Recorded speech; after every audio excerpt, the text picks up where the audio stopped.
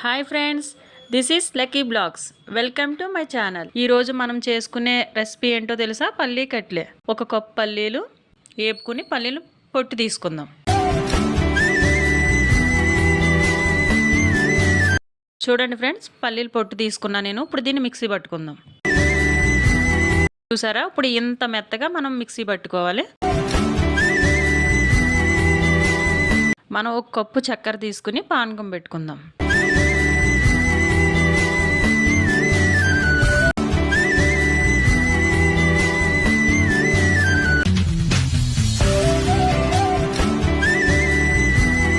చూడండి, తీగపాకం వస్తే సరిపోతుంది.